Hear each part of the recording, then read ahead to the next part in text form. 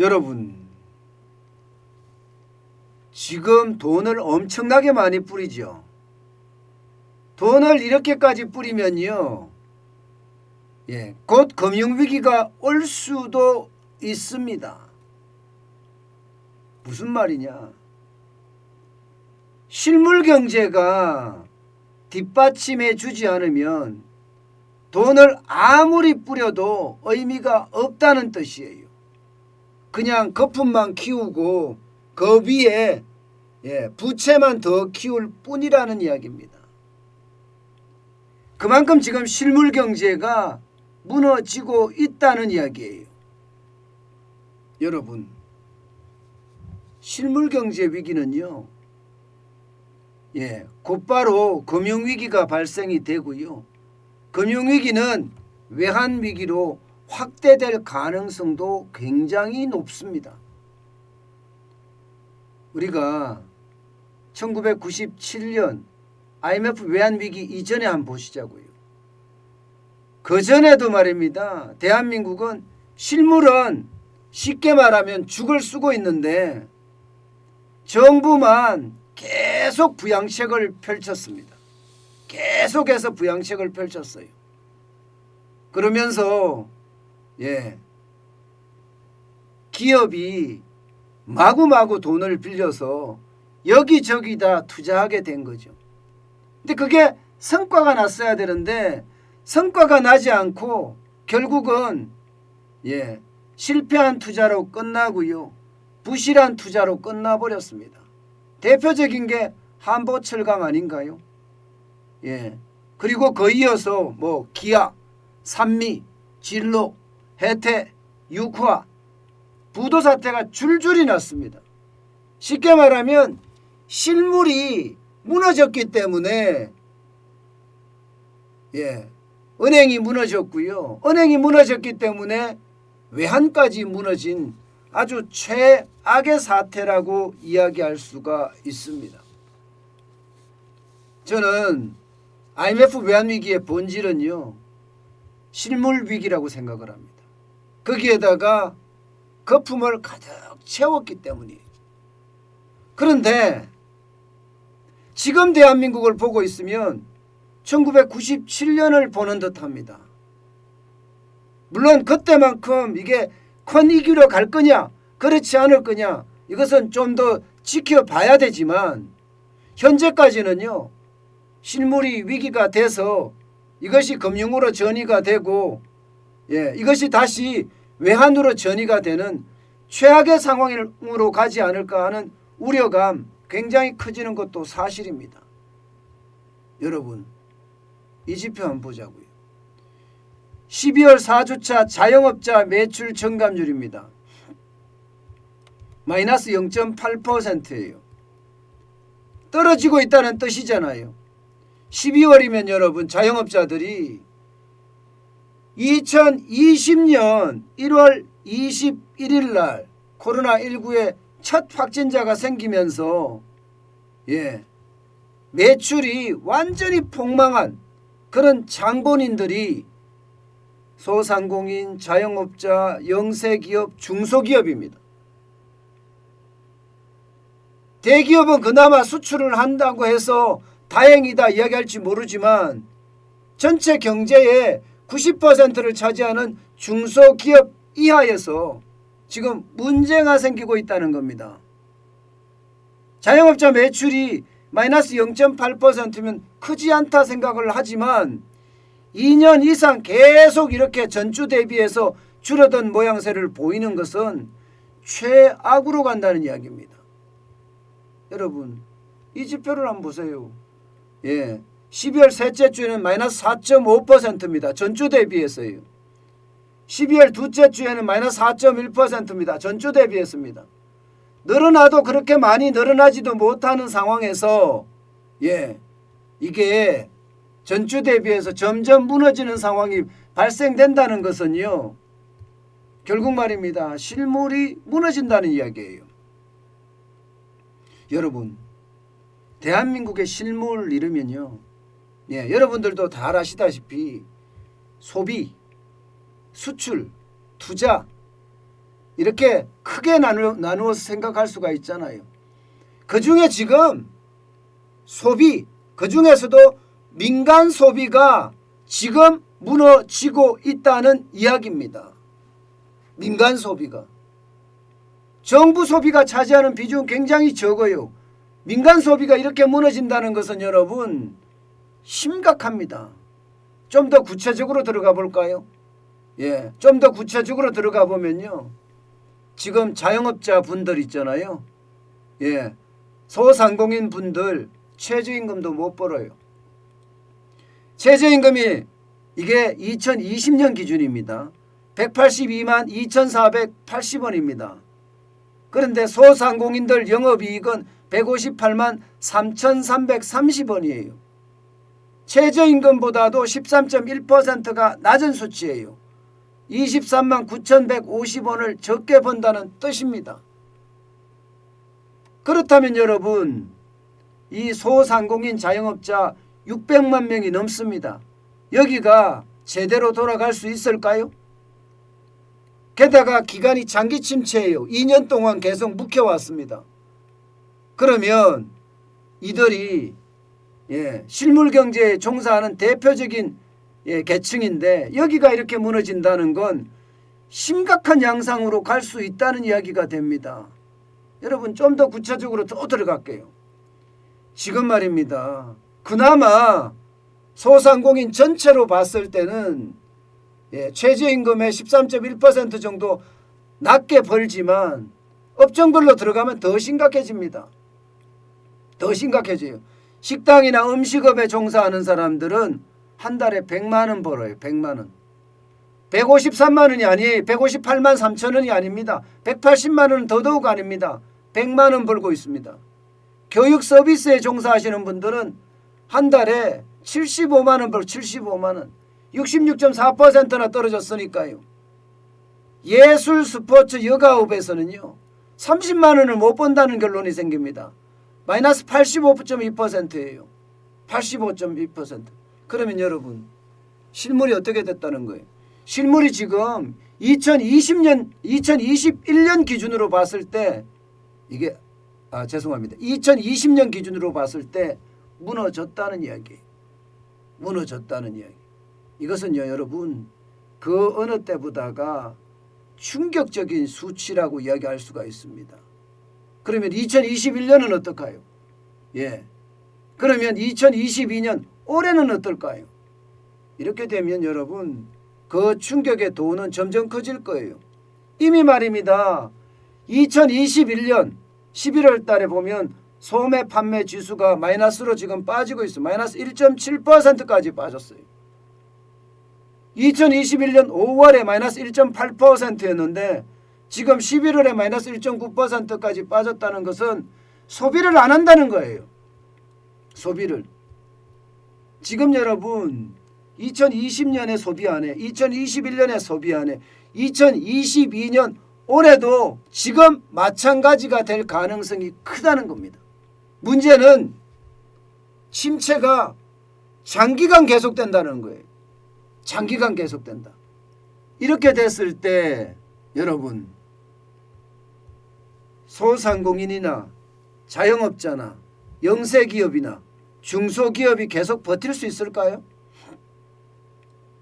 저는 영세기업이나 중소기업도 지금 버티기가 굉장히 어렵다고 생각을 합니다. 쌓이고 지금 계속 쌓여가고 있는 중이라고 생각해요. 대기업도 일부는 내수 중심의 기업들은 아픕니다. 나쁩니다. 그만큼 말입니다. 대기업 일부까지도 저는 충격이 지금 미치고 있다는 이야기입니다. 이런 것들이 결국 내수를 망가뜨립니다. 내수가 실물이에요. 실물을 망가뜨리다가 결국 만세 부르게 되면 어떻게 됩니까? 만세 부르게 되면 그때 충격은 진짜 감당하지 못할 겁니다. 감당하지 못할 거예요. 그러니까 정부는 그동안 말입니다. 돈 뿌리기 엄청 해왔거든요. 추경만 아니더라도 돈 뿌리기 장난 아니게 해왔습니다. 국가 예산이 얼마나 늘어났는지 보세요. 2017년에 400조 7천억 원이었던 예산이 2022년에 607조 7천억 원, 51.66%, 207조 원이 늘었습니다. 내수가 좋지 않으니까 예산을 가지고 지금 계속 뿌린다는 뜻이에요. 이게 1997년에 경기 부양하는 거하고 뭐가 다르죠? 1997년, 96년에 경기 부양하는 기업을 중심으로 했다면 지금 문재인 정부는요, 이게 쉽게 말하면 그냥 마구 뿌립니다. 마구. 특정 계층, 어려운 계층에 뿌리는 것이 아니라 마구 뿌려요. 그러다 보니까 진짜 어려운 사람들에게 그 많은 양이 지금 돌아가지 못한다는 뜻입니다. 그렇게 되면 예산은 예산대로 계속 늘어나겠죠. 예산은 예산대로. 어디 여러분 예산만 늘어납니까? 지금 추경 편성을 해서요. 추가경정 예산도 지금 장난 아니게 늘어납니다. 작년에만 거의 50조가량 했습니다. 거의 50조가량. 올해도 지금 이대로 가면 뭐 2월에 추경한다, 30조 한다 이렇게 이야기하거든요. 그러면 또 돈 뿌리는 모양새예요. 또 돈 뿌리는 모양새예요. 돈을 뿌리는데 이게 여러분 소비가 좋아지면 실물이 좋아지면 진짜 금상첨화죠. 그런데 돈을 안 써요. 우리나라 사람들은요. 돈을 뿌리잖아요. 그러면 하다못해 장롱 속에 아니면 호주머니 깊숙한 주머니에 돈 넣고 안 씁니다.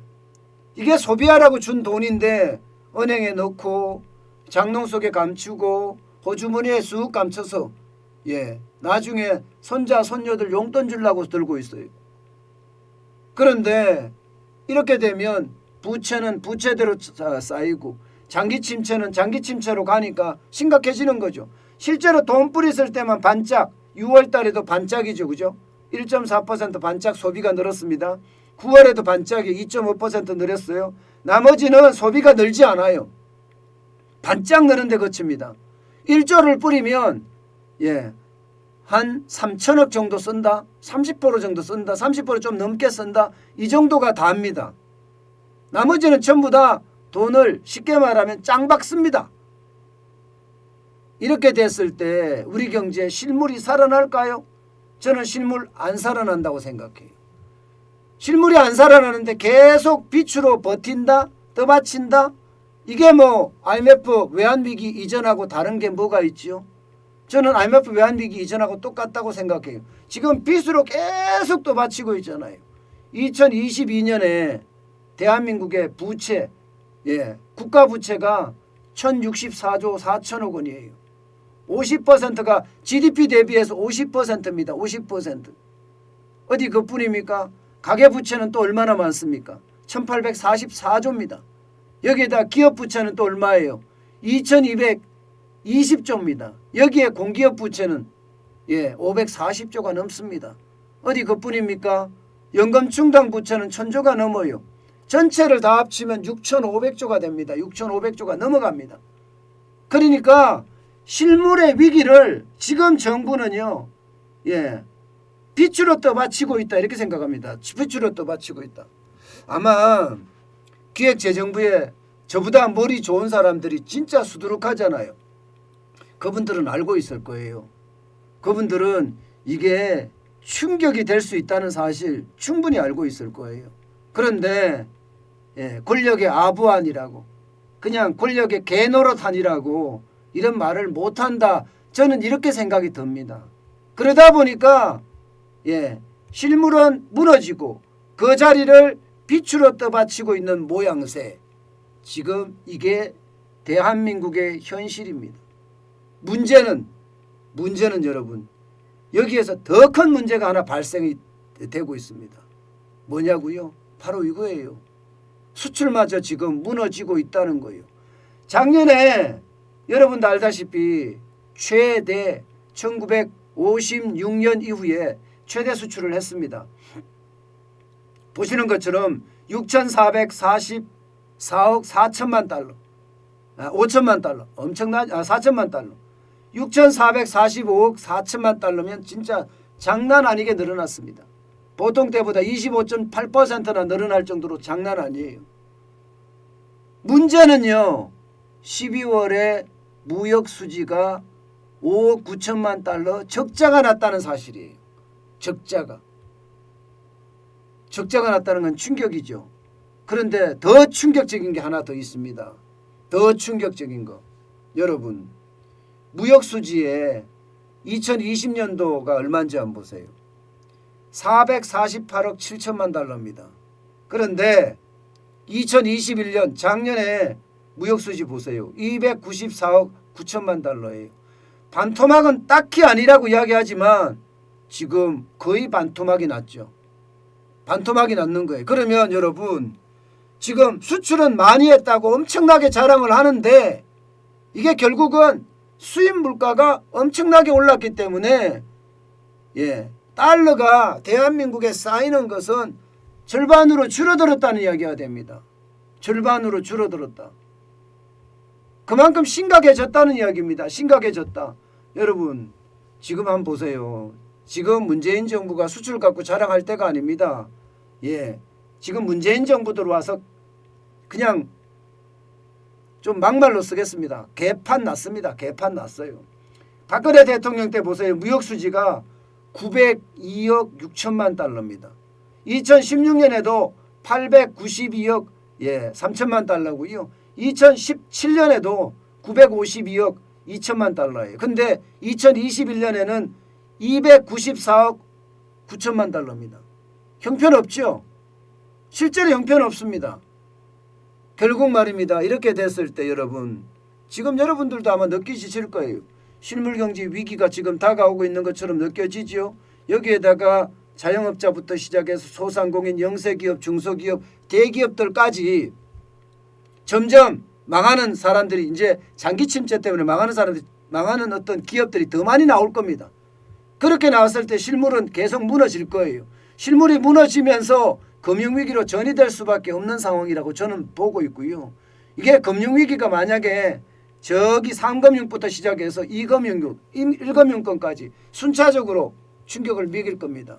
여기서 어떻게 버텨낼 수 있느냐가 문제인데, 여기서 버텨내지 못하면 외환위기로까지 갈 수 있다는 게 지금 제가 전망하는 거예요. 현재 이대로라면 저는 충분히 그렇게 갈 수 있다고 생각을 해요. 충분히. 그만큼 굉장히 위험한 수순에 있다, 이렇게 얘기할 수 있습니다. 그러면 어떻게 해야 되느냐? 돈을 이렇게 마구 풀어서는 안 됩니다. 돈을 마구 풀으면 부채만 쌓일 뿐이에요. 여러분 생각을 해보세요. 불특정 다수에게 보편적으로 돈을 지급해버리면요, 경제라는 건요, 그냥 받아먹기에 익숙한 사람들은 그냥 받아먹고 맙니다. 노력하는 사람들, 진짜 어려워서 살아야 되는 사람들, 진짜 어려워서 생활비나 아이들 교육비를 벌여야 되는 사람들은 그 돈으로 어떻게 하든 부가가치를 더 만들어내려고 듭니다. 살려고 발부둥을 친다니까요. 실제로 말입니다. 자영업자분들 중에는요, 이제는 가게에 앉아서 손님 기다리는 것이 아니라 손님을 찾아가는 사업을 지금 하고 있어요. 온라인 쇼핑몰이 그런 거 아니겠습니까? 온라인 쇼핑몰이. 그 정도로 말입니다. 발부둥을 치고 있단 말입니다. 그렇다면 이게 돈을 보편적으로 지금 문재인 정부가 하듯이 표팔이 하지 말고요, 실제로 어려운 사람들에게 집중 지원해서 그들이 성장할 수 있게끔 만들어줘야 돼요. 성장할 수 있게끔. 뭔가 돈을 벌게끔 만들어줘야 돼요. 여기에다가 저는 감히 주장합니다. 지금 위드 코로나 하면서 그나마 조금씩 좋아지던 그 모양새가 다시 거리두기 강화하면서 지금 거의 자영업자들, 영세기업들, 중소기업들 진짜 어려우시고 있거든요. 이게 지금 2년 동안 계속 해왔던 거라서 한꺼번에 닥치면 이거 감당하지 못합니다. 저는 거리두기 지금 엄청 강화됐지만 풀어야 된다고 생각해요. 사적 모임도 4인이 아니라 풀어야 되고요. 영업시간 제한도 풀어야 됩니다. 대신에 백신을 빨리 많이 맞게 한다든가, 그리고 위중증 환자를 관리하는 중심으로 이게 방역이 개편돼야지, 지금 2년 동안 계속 사람들을 옥죄어 왔습니다. 통제만 해봤단 말입니다. 그러면 여기에서 갚을 수 있으려고 해도 갚을 수가 없어요. 장사를 해야지 갚을 수가 있죠. 장사를 해야지. 결국 말입니다. 저는 이게 1997년 이전에 최악의 어떤 상황이 왔던 것처럼 저는 우리 경제에도 최악의 수순을 지금 갈 수 있다고 생각합니다. 아니라고 생각하는 사람들도 많아요. 제 댓글에도 엄청 욕이 올라오고 많은 사람들이 이야기를 해요. 저한테다가. 진짜 그러냐. 이대로면 갑니다. 이대로면 100% 그리스로 갔다가 터키로 갔다가 베네수엘라로 간다니까요. 미리미리 대응을 하고 미리미리 여기에 대한 어떤 준비가 돼 가야 되는데 이들은요 그냥 돈 풀면 되는 줄 알아요. 돈 풀면. 여러분 돈이 많으면 여러분 돈이 많으면 사람도 헷가닥해요. 예, 여러분들 잘 아시잖아요. 로또에 당첨이 됐어요. 그 돈 지키던가요? 못 지킵니다. 그야말로 탕진해버리고 맙니다. 탕진해버리고. 돈이 갑자기 많으면 그런 거예요.